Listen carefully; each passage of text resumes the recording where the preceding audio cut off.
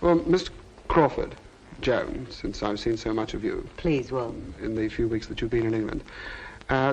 Esther Costello is your 74th picture. I'm afraid it is. Well, that's a terrible lot of pictures. An awful lot. Are you bored? A frightful lot of good pictures. But it is a large number of pictures for any star to make, because it indicates to me that you've survived at least half a century of directors, any number of co-stars, any number of leading men. Well, they're all still living and working. But perhaps not doing quite so well as they were formerly. Oh, I don't know. You know, Rossano Brazzi was in this film, and he's done 87 films. Did you know Yes, that? 80 of which we haven't seen over here. Oh, that's not very nice. No, my point is this, Joan, that here you are making your 74th international picture, a picture that will be seen by millions of people all over the world. Many of the people that you've worked with, talented as they have been, have not survived. It's interesting, I think, to try and consider why you have, what is it you have, what is the quality that you have for the public that makes it go on wanting to see your pictures? Well, first of all, I'm stage struck, and I think they all know that. Secondly, I try to get a film that has audience identification.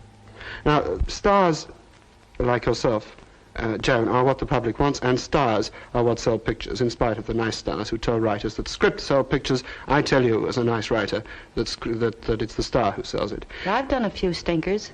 Yes, but they've sold. Well, because you did them. If I did them, I would be out of business immediately. This I doubt. But tell me, this really does bring me to a very important point. How do you feel about those situations in which your virtuosity has to triumph over 10th-rate material? Well, Wolf, I don't think anyone starts out thinking they're going to make a bad picture. They're hoping that the director they choose, the producer, the writers, and everyone who works on the set with them will offer a bit of advice and help to overcome the weaknesses. And there are weaknesses in every script, in every story, like your child. A child has weaknesses, even grown-ups. You mean the element of risk is very similar? That's you don't know whether it's going to be a boy or a girl That's or right. what. Yes. And you certainly don't know in this business whether it's going to be a success or a failure. And you don't, I do agree with you, you don't even know too far in advance whether it's going to be good or bad. But surely the star must have some standard whereby she selects a particular script to play. It's rudely said sometimes that most stars only count the number of lines. Not me. What do you look for then? I look for This is good practical information for me. You understand? varied roles instead of the same one all the time, even though I did play Cinderella For parts contrast. For contrast.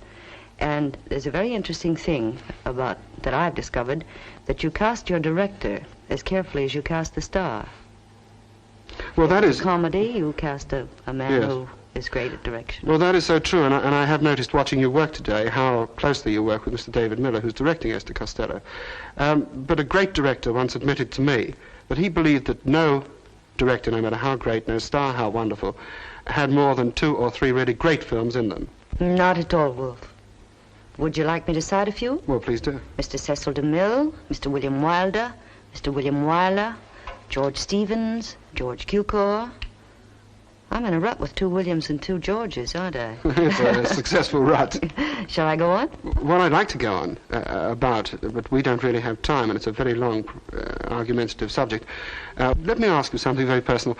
What with the strains and the tensions and the taxation and the impossible hours, what makes a star like yourself, and there is only one like yourself who's made now the 74th international film, what makes a star want to go on?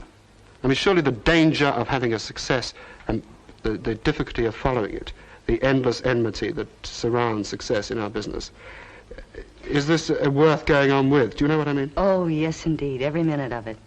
And you know, I find that when I'm not working, and I don't have to get up at that ungodly hour in the morning at 4:45, I get very lazy. I And really bored? do. And bored?